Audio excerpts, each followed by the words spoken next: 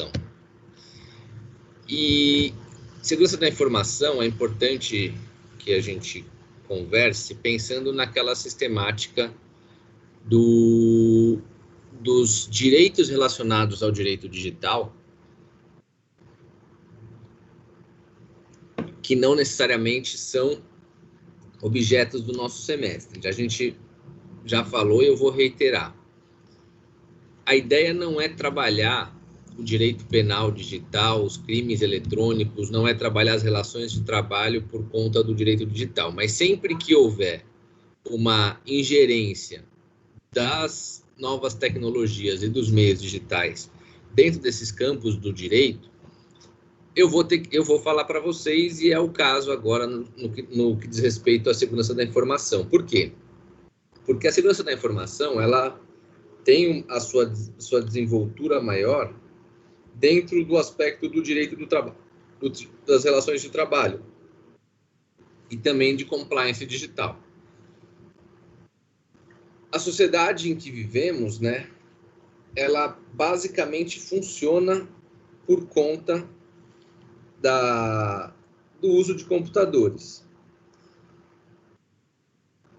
E a troca de informação é gigantesca pelo uso dessas novas tecnologias. E a informação é muito preciosa.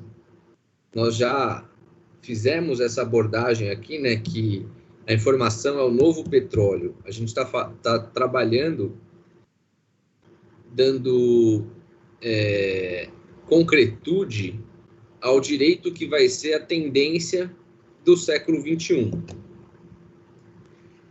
E se ele tem um valor, se essa informação ela é valorosa para as empresas, que ela é um ativo, então ela precisa ser muito melhor trabalhada. Então a ideia de proteger a informação, ela já existe, mas ela existe no campo do estudo da ciência da tecnologia, da segurança da informação, que busca a proteção de forma a mantê-la confidencial, íntegra e disponível. Nós falamos disso em respeito aos contratos e às provas eletrônicas. Então, a confidencialidade, a integridade e a disponibilidade são os pilares também no campo da segurança da informação. Um exemplo do que seria esse campo de estudo, segurança da informação. Aqui a gente está vendo, nesse quadrinho aí, essa menina com esse celular, né? O que aconteceu? Ele era um engenheiro da Apple, e como engenheiro da Apple, ele trabalhava no desenvolvimento do iPhone X. Na época, era o principal modelo de lançamento do iPhone. Imaginem vocês quanto vale alguma informação sobre o desenvolvimento de um novo protótipo de um iPhone. Imaginem o investimento da Apple para produzir essas novas funcionalidades, as novas tecnologias por trás do produto. Muito que bem, esse engenheiro que trabalhava com essa equipe, que recebia esse volume gigantesco de informações sobre esse novo aparelho, ele tinha um protótipo do dispositivo, ou seja, ele já usava o iPhone X para entender as suas funcionalidades e tornar as coisas mais dentro do que eles imaginavam como o ideal. E ele levou esse dispositivo para casa. E alguns dias antes desse dispositivo ser lançado ao mercado, a filha dele, essa menina que está aí na imagem, que na época tinha 12 anos, pegou o protótipo do iPhone X e fez um vídeo sobre todas as suas novas funcionalidades. E ela publicou esse vídeo no blog pessoal dela, que até aquele dia tinham pouquíssimos acessos. Em poucas horas, o blog dela se tornou uma das páginas mais acessadas no mundo naquele dia. Isso é um exemplo clássico de confidencialidade da informação. Então, a informação sobre as novas funcionalidades do iPhone deveria ser mantida em total sigilo pelo empregado, porque ele não tinha acesso a essa informação, senão por conta da sua relação de funcionário da Apple. Então, ninguém no mundo, a não ser os trabalhadores dentro da empresa, poderiam saber que a Apple estava trabalhando num novo protótipo de um novo celular. Então, quando você tem um incidente de segurança, e quando esse incidente de segurança acontece, todo o mercado se antecipa e fica sabendo dessas novas funcionalidades, incluindo os concorrentes, que sabendo como o iPhone X seria lançado e quais seriam as suas funcionalidades, poderiam se preparar para não ter um distanciamento tão grande do concorrente.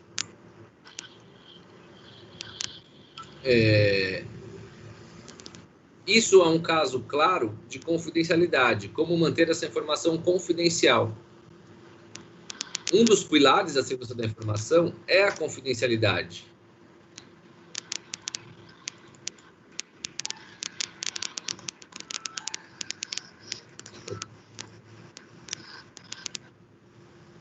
Um dos pilares da segurança da informação é a confidencialidade. Quando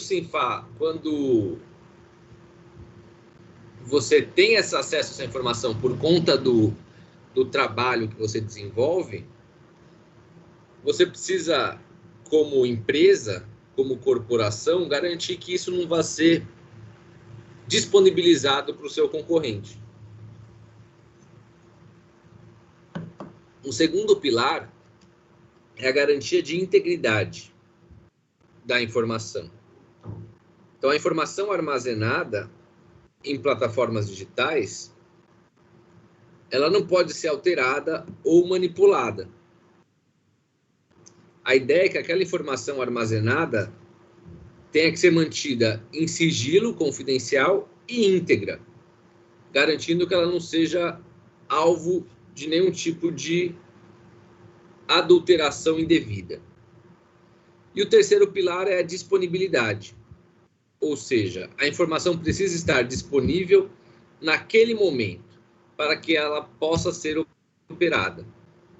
Por qualquer motivo, vamos supor assim, uma chuva que impeça o acesso à entrada na empresa, você tem que garantir que aquela informação alocada na empresa, ela não fique indisponível. Então, você tem que manter um backup, você tem que manter uma forma de viabilizar um acesso seguro e confiável e íntegro a essa informação. Existe uma norma técnica, que é essa norma técnica ISO 27002, que traz um código de boas práticas de conduta para a segurança da informação. E o ideal é não que apenas os profissionais de tecnologia da informação possam entendê-la. Ela é de um uso bastante simples, até para aplicadores do direito, né, que é o nosso caso. E o que nos interessaria seria a seção 18 dessa norma técnica, que tem os pontos críticos no que diz respeito à esfera jurídica. No Brasil, quem faz a publicação dessa norma técnica é a BNT. E a seção 18 fala sobre o monitoramento de controle de sistemas que possam impactar a privacidade dos empregados. Então, a segurança da informação, ela fica relacionada tanto com os empregadores, da mesma forma com seus empregados, e nos contratos em relação aos seus fornecedores. E aí tem aquela questão, o engenheiro estava trabalhando no iPhone e por conta disso a Apple teria algum direito de ficar vasculhando a vida do cara para saber se ele estava ou não violando algum segredo empresarial? E em contraponto disso, esse tipo de monitoramento viola a privacidade dos empregados? Então, nas relações de trabalho, necessariamente, os empregados têm acesso às informações confidenciais daquela empresa. A gente falou aí da questão do iPhone. Imagina quanto vale o conhecimento da fórmula da Coca-Cola. Quem no mundo tem acesso à fórmula da Coca-Cola? Os empregados da fábrica, da empresa. Quanto vale isso para um concorrente? Ou até mesmo uma lista de clientes que você tem exclusividade, ou até o salário dos seus empregados, uma proposta agressiva de marketing que vai ser lançada, fórmulas químicas dos produtos. Todas essas informações só são disponibilizadas para os funcionários das empresas. Então, para que você tenha um tipo de proteção sobre essas informações, é necessário implementar algum tipo de controle. Até mesmo para que isso garanta um ambiente estável do ponto de vista de governança corporativa. Que esses controles vão estar diretamente relacionados ao monitoramento dos empregados, dos e-mails corporativos, para apurar se esse e-mail corporativo fornecido pelo próprio empregador não está sendo utilizado para algum vazamento. A segunda forma, você diz a integridade?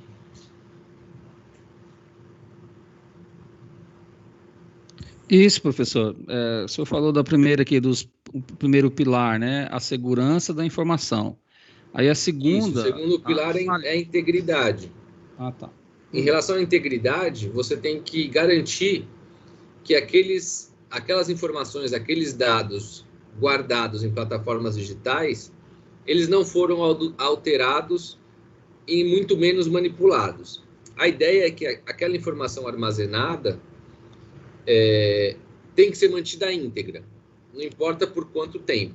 Então, o sistema de segurança da informação tem que manter a integridade daquela informação. Perfeito?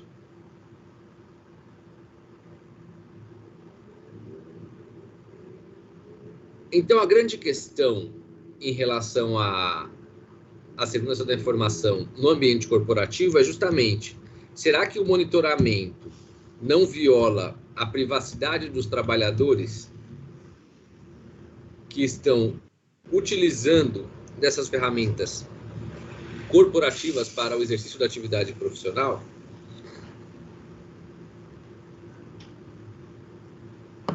A gente já falou um pouco sobre isso, mas foi muito superficial, até mesmo por conta da aula que a gente está tendo agora. Esse julgado aqui é de 2003. O empregado colecionava, aqui está um pouco pequeno, né? Mas o empregado colecionava arquivos pornográficos na rede da empresa. E nesse caso aí, em 2003, o tribunal entendeu que o empregador não poderia ter acesso a esses e-mails corporativos, porque isso violaria a privacidade e a correspondência do trabalhador. É importante a gente destacar que os e-mails, existe uma discussão se eles são ou não correspondência. No Brasil, a gente tem uma lei da década de 70 que trata a definição de correspondência no âmbito de atuação dos Correios, que regulamenta a atividade dos Correios. A correspondência, por definição dessa lei, é a carta de pessoa a pessoa por via postal. O e-mail, tecnicamente, não se enquadra nessa definição. O e-mail ele está protegido por ser uma comunicação de dados. E a proteção do e-mail se dá pelo artigo 5º, inciso 12 da Constituição Federal. A proteção do e-mail não se dá por ser uma correspondência, se dá pela própria definição da Constituição Federal. Aí o artigo 5º, inciso 12 da Constituição, preceitua que todos são iguais perante a lei, sem distinção de qualquer natureza, garantindo-se aos brasileiros e aos estrangeiros residentes no país a inviolabilidade do direito à vida, liberdade, igualdade, segurança e à propriedade, nos termos seguintes. Inciso 12. é inviolável o sigilo da correspondência e das comunicações telegráficas, de dados e das comunicações telefônicas, salvo, no último caso, por ordem judicial, nas hipóteses e na forma que a lei estabelecer, para fins de investigação criminal ou instrução processual penal. Então, vejam vocês, o artigo 5º, inciso 12 da Constituição, garante a inviolabilidade dos dados. A correspondência é a carta de pessoa a pessoa por via postal. O e-mail, ela é uma comunicação de dados, então ela tem a proteção da inviolabilidade pela Constituição Federal e não pela equivalência dela a uma carta. Então, quando o tribunal fala do e-mail ser uma correspondência, essa não é a melhor associação que foi feita nesse julgado de 2003 que está aí no slide para vocês. Porque o e-mail não é uma correspondência. O entendimento que vigorava nessa época, a gente está falando aí de 17, 18 anos atrás, dava conta de que as contas de e-mails corporativos, elas não poderiam ser acessadas pelo empregador. Por quê? Porque esse tipo de acesso pelo empregador, ainda que o e-mail seja da empresa, fornecida pela empresa para os seus funcionários, era uma quebra de sigilo da privacidade e da correspondência do empregado. E esse acesso só poderia acontecer por meio da quebra do sigilo na esfera penal. Hoje, a posição é diferente. E por que essa posição é diferente? Porque o e-mail é corporativo. E só o fato de ter o meu nome no e-mail, por exemplo, rafael@fig.com.br, isso quer dizer que esse e-mail é meu, Rafael, ou é um e-mail da FIG para que eu trabalhe por ele?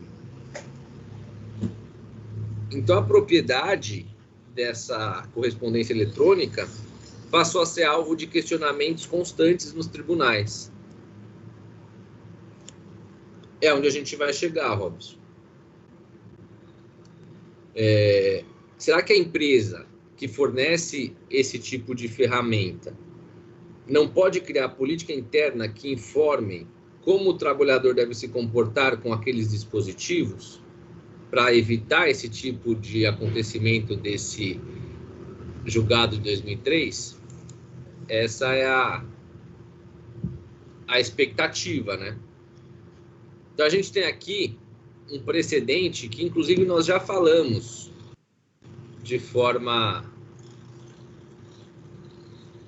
superficial em algumas aulas anteriores. E esse precedente do Tribunal Superior do Trabalho, ele até hoje é condutor aí no entendimento em relação a esse uso dos e-mails corporativos. Nesse caso aqui desse julgado de 2005, o empregado enviava e-mails constrangedores às colegas de trabalho.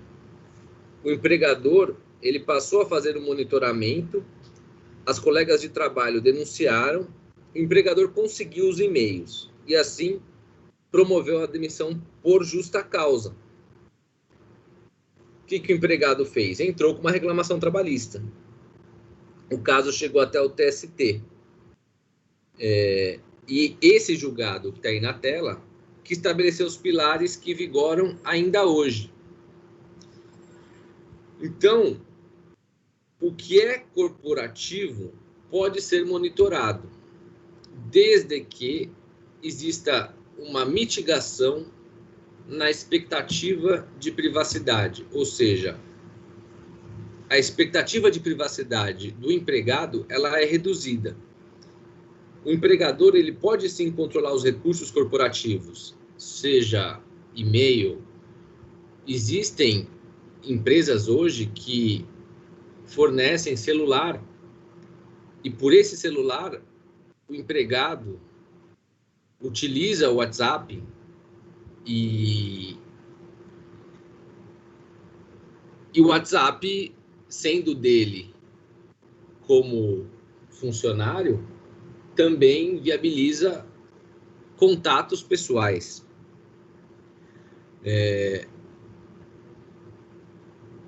E esse controle, ele pode ser feito. e-mail, WhatsApp e todo qualquer aplicativo utilizado por intermédio dos aparelhos viabilizados pela empresa, desde que os empregados sejam informados que eles vão ser controlados. Aí você vai ter uma redução da expectativa de privacidade, porque é justamente essa informação vai fazer com que a pessoa não se exponha nesse ambiente digital. Esse empregado, ele tem que saber que naquele ambiente não existe uma expectativa de privacidade. O empregador vai poder analisar os seus e-mails corporativos e vai poder, havendo algum indício ou alguma prova ali, utilizar isso contra você. Então, você como empregado, ao receber essa máquina, você já sabe, eu vou poder ser...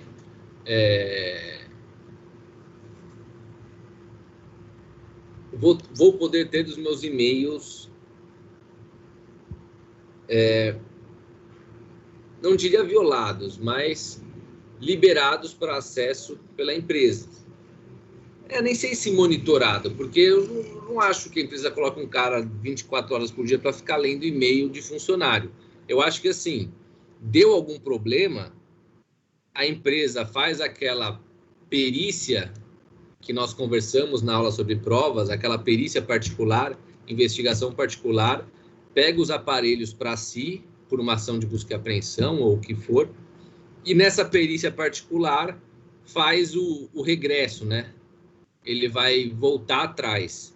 E se encontrar alguma coisa, pode ser usado contra ele. Ele não vai ter a proteção da privacidade. Dizer, esse e-mail é meu, você não pode usar uma prova ilícita e vai anular todo o meu processo e tudo mais. Então, ele vai ter uma noção de que isso pode acontecer, desde que ele seja informado sobre isso. E ainda, o que esse julgado estabeleceu? Que o que é corporativo pode sim ser monitorado. Contudo, o que é particular, não. Mesmo que esteja sendo utilizada uma rede corporativa em equipamento corporativo. Então, cada vez mais é comum você ter um computador corporativo e acessar uma conta de e-mail particular, por exemplo, o Gmail. Essas contas de e-mails particulares não podem ser acompanhadas, monitoradas pelo empregador, mesmo que acessado de um equipamento de rede corporativo. Na medida em que o empregado, ainda de expectativa de privacidade reduzida, isso se dá em relação aos e-mails profissionais e não à sua conta pessoal. Esse julgado de 2005 tem sido reiteradamente replicado no âmbito da Justiça do Trabalho. E aí nós temos um terceiro julgado, de 2014. Nesse caso aqui do processo de 2014, o empregador acessou uma conta de MSN do empregado. A tecnologia nem existe mais, né? Hoje foi integrado com o Skype, virou outra ferramenta, o MSN. Então, do nascimento do litígio trabalhista até o TST, que leva de 4 a 7 anos mais ou menos, significa dizer que quando o tribunal vai avaliar o caso concreto sobre tecnologia, muito provavelmente essa tecnologia é obsoleta. O direito não acompanha a evolução da tecnologia. Então, a gente vê uns julgados com exemplos de aplicativos que nem existem mais.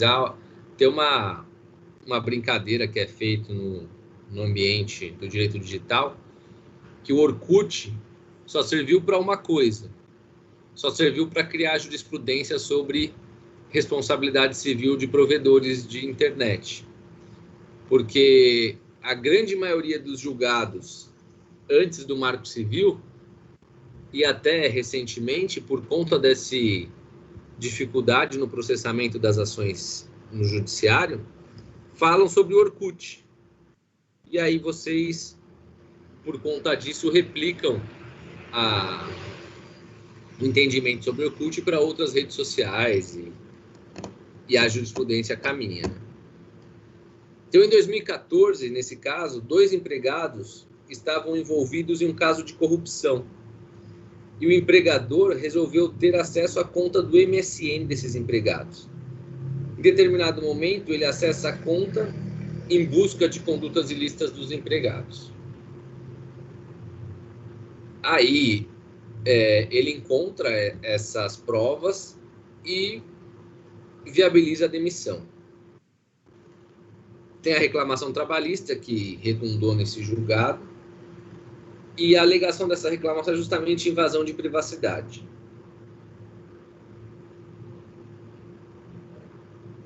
Embora no Brasil não exista uma lei que trate de e-mail corporativo ou privacidade online do trabalhador, a Justiça, analisando esses casos concretos, acaba colocando alguns limites. O controle dessas ferramentas, ela é possível, né? O controle é possível, mas precisa ficar sempre atento a alguns requisitos para que esse monitoramento seja legitimado, desde a ciência do empregado, porque a partir do momento que ele sabe que ele vai ser monitorado por ter recebido uma ferramenta corporativa, e com isso ter a sua expectativa de privacidade reduzida, e a limitação de que o que é pessoal e do que é corporativo é corporativo. Mas que pode sim fazer o controle, e que a privacidade também precisa ser protegida. Mas é importante ter uma noção que a privacidade não é um direito renunciável. Então, você não pode renunciar à sua privacidade, não é só porque o empregador está dizendo que vai acessar o seu e-mail que você fala, então tá bom, eu renuncio à minha privacidade. Então, se você colocar em contraponto, lado a lado, você vai ter essa equação aqui para ser balanceada. Então, o empregador, ele vai ter a seu favor a propriedade, não sobre o equipamento, mas também sobre o software, a inteligência por trás daquela comunicação. O WhatsApp Web pode estar no computador corporativo, mas o aplicativo é particular. O judiciário tem levado muito em conta a propriedade. Assim, as empresas fornecem a propriedade de tudo quanto é tipo de equipamento e aplicativos necessários para o trabalho, licenciando esses aplicativos, desde e-mails até mesmo aplicativo de troca de mensagens.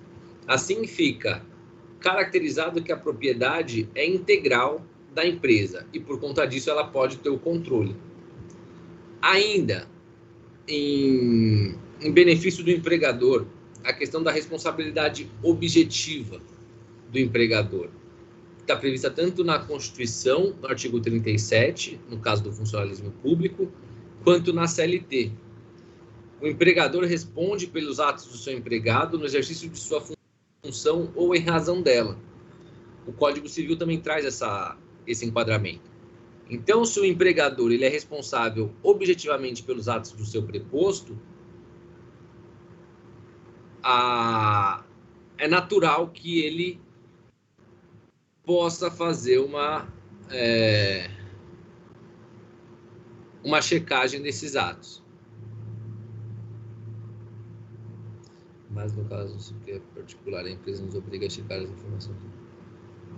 Se você usa o WhatsApp para receber comunicação corporativa, ainda que pessoal, ele também é uma ferramenta de trabalho. Então, dentro do WhatsApp, na lógica dos julgados que nós vimos, uma comunicação sua com um familiar, um pai, uma mãe, irmão, irmã, namorado, namorada, é particular. Você mantém a sua privacidade, mas dentro daquele WhatsApp, o que for correspondente à corporação, ao ambiente corporativo, se a empresa forneceu a propriedade do aparelho, fez o licenciamento do software e te demanda por ele, ela pode sim ter acesso às mensagens trocadas.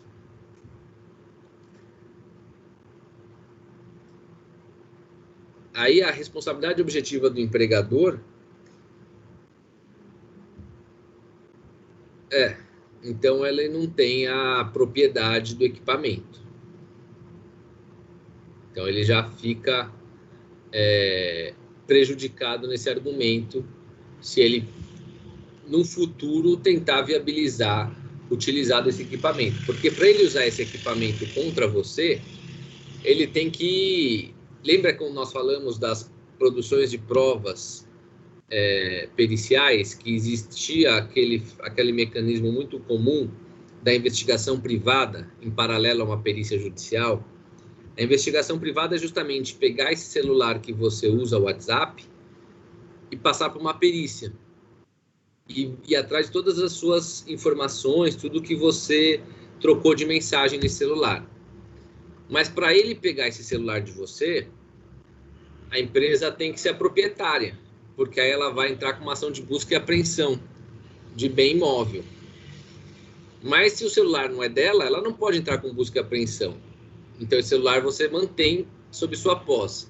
Ela vai ter que entrar com uma ação judicial, provar ou dar indícios de que você está usando esse aparelho para cometer um crime ou um ilícito, e uma ordem judicial autorizar a busca e apreensão desse celular, ainda que seja de sua propriedade, não da empresa. Se o celular ou o computador são de propriedade da empresa, eles têm esse caminho facilitado, porque basta requerer em juízo a busca e apreensão do que é seu. O juiz já defere com muito mais facilidade.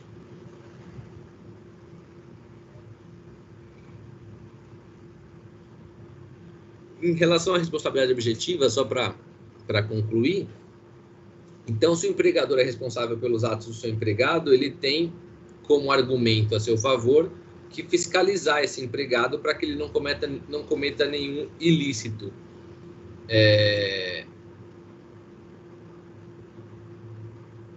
Vocês imaginem a repercussão dentro das grandes construtoras depois da Lava Jato, sabendo que quase todos os seus diretores e corpo diretivo estavam envolvidos em ações criminosas. Essas regras também vêm nas ações, na lei que permite os acordos de leniência e compliance. Hoje, toda empresa exige compliance, até dos seus prestadores de serviço, terceirizados. Às vezes vai contratar um escritório terceirizado para prestar um serviço jurídico, e esse escritório tem que ter uma política de compliance para evitar alguma má conduta aí de um empregado. Um outro argumento em favor dos empregadores é o poder de direção. Então, o empregador, a lógica ele pode fiscalizar o trabalho do empregado porque ele tem esse poder, desde o cartão de ponto até o monitoramento do ambiente digital. Então, se ele tem poder de direção, o judiciário entende também que existe um poder de fiscalização no ambiente digital, por meio de controle de meios corporativos. E aí existe outro argumento, que é o Código de Ética, a Lei Anticorrupção, determina que as empresas implementem programas de compliance e monitorem os empregados, para que a empresa saiba que o funcionário está praticando um ato de corrupção.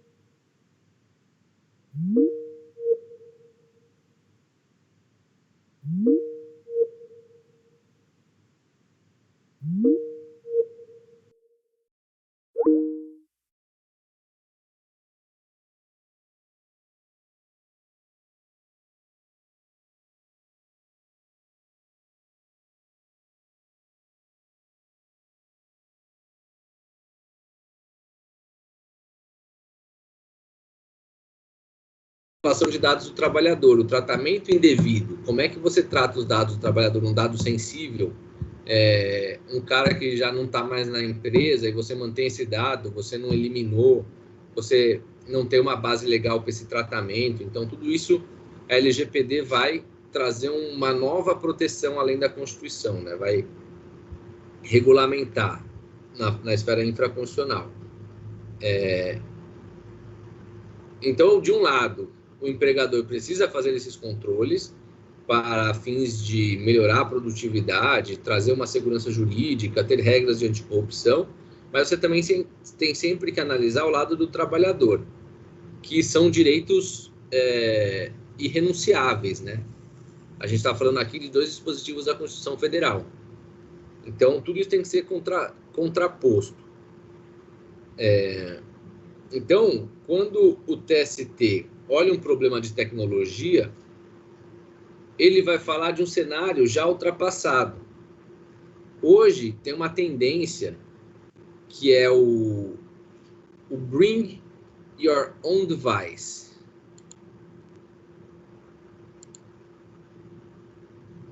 Não. Que você já entra numa empresa sabendo que você vai trazer o seu equipamento. Então, o equipamento que você vai trabalhar é seu. Aí a empresa não tem gerência nenhuma sobre ele. Tá bom? E aí, você tem alguns problemas. Por exemplo, problema 1 de segurança da informação, que é mais ou menos a linha do que a Josi estava falando. Se o WhatsApp é particular para fechar negócios ou tomar decisões de trabalho ou compartilhar arquivos corporativos, em tese, a empresa não pode fazer nenhum controle. Se você é demitido e leva embora essas informações corporativas, como é que a empresa vai se proteger em relação a isso? O que tem acontecido? A empresa ela pode licenciar o software de comunicação corporativa, que também pode ser de troca de mensagem instantânea. O Skype, por exemplo, ele pode ser gratuito. Ou você também pode contratar um pacote de um Skype corporativo para negócio, em que a empresa licencia junto ao fabricante o uso do software. Aí a empresa consegue fazer o controle. Então, existe o WhatsApp gratuito, mas já existe uma versão que é justamente para esse tipo de situação, que é uma versão de negócios, em que você licencia o aplicativo para o uso corporativo que viabiliza o monitoramento. O principal problema do uso excessivo de tecnologia no ambiente de trabalho se dá com esses dispositivos particulares. Dropbox, iCloud, Google Groups, que é a possibilidade de compartilhamento de documentos em larga escala. Se o empregador não pode monitorar, ele também não vai poder saber o que está acontecendo. E aí, se o empregado vai embora, ele vai levar informação confidencial. E aí você vai ter o problema de falta de confidencialidade e de integridade daqueles equipamentos, daquelas informações. E também um problema de disponibilidade, né? Porque se aquela informação não está na empresa, está no computador particular de um funcionário que já foi demitido, de um ex-funcionário, aquela informação não está disponível da empresa, né? E essa prática acaba sendo muito comum no mercado.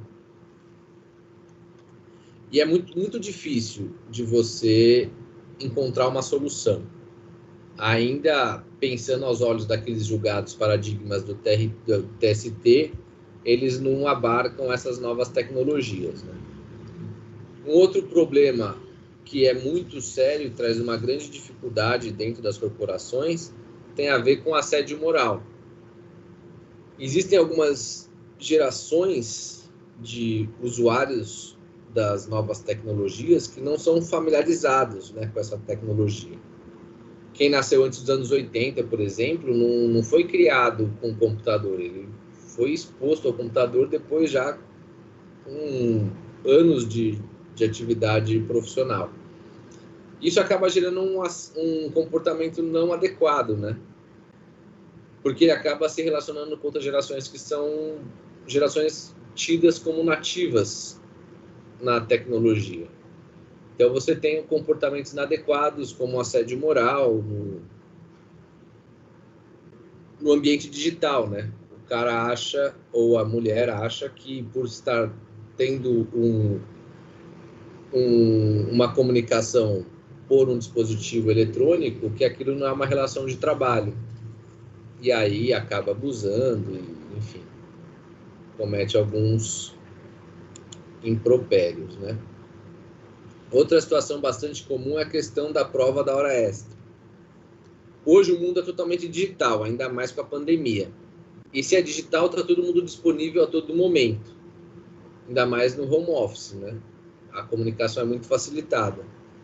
Então, a gente falando que não tem educação digital para tratar de temas muito mais complexos, estar disponível é dos menores, né? Mas causa complicações gigantescas, né? Porque existe um excesso de comunicação, a gente não desliga. Então, você recebe mensagem do trabalho nas férias, nos finais de semana, durante a madrugada, e você fica meio que sem saber se você responde ou não responde, se você tem que se mostrar disponível para se manter no mercado de trabalho ou não. O judiciário já se posicionou no sentido de que essas mensagens são provas de hora extra, como nesse caso aí do slide. Então, e-mails enviados fora do horário de trabalho é prova de condenação para hora extra, e já se discute o direito de desconexão. O empregador teria o direito de se desconectar. Seria um reflexo do direito do lazer previsto na Constituição Federal. Nos Estados Unidos, a gente tem alguns julgados que falam que você não tem perda da expectativa da privacidade. O empregador não precisa avisar coisa nenhuma que você vai ser monitorado. Já decorre da relação de emprego o dever de boa conduta. E na Europa, você precisa avisar da mesma forma que aqui no Brasil. Então, você tem a expectativa de privacidade reduzida. O empregador ele tem que ficar sempre atento, né, pensando agora como empregador, que ele tem que elaborar alguns documentos de política interna, de compliance e governança corporativa para manter essa informação de redução de expectativa de privacidade bastante ativa. Então, é bom implementar um regulamento interno e disponibilizar, quando entrega os equipamentos ao funcionário, esses termos de uso do sistema da informação. E o empregador precisa elaborar esses documentos, porque com isso eles vão provar depois o judiciário que o empregador tinha ciência da expectativa reduzida. E isso traz uma importância como política interna, né? Tem um valor. Ela tem que ser pública, ou seja, tem que ter uma publicidade, tem que estar sempre falando sobre isso, tem que ter um treinamento, o RH tem que se preocupar em passar essas informações, não pode ser uma coisa simplesmente pendurada ali na parede do bebedouro, como se todo mundo fosse obrigado a ler e você anda por todo o resto da empresa, não tem mais nada, ninguém falando sobre isso. Então, são políticas contínuas de divulgação de como utilizar essas ferramentas das novas tecnologias. Essas são as referências bibliográficas. Alguma dúvida, pessoal? Vocês ficaram com alguma dúvida? Eu dei uma acelerada aqui porque eu achei que não ia dar tempo por conta do problema aqui do começo da aula, mas acabou que deu tempo. Se foi muito corrido, eu peço desculpas, tá? Eu acelerei mesmo porque eu achei que ia ficar apertado. A gente perdeu 15 minutinhos no começo. Professor, boa noite. Até a matéria de hoje, então, entra na prova, professor? Não, essa segurança da informação não entra. Ah, tá bom. Até a matéria da semana passada. O que a gente teve do exercício da primeira aula vai entrar, porque era matéria do Marco Civil da Internet. Aquele exercício foi mesmo para a gente discutir e até para estudar para a prova.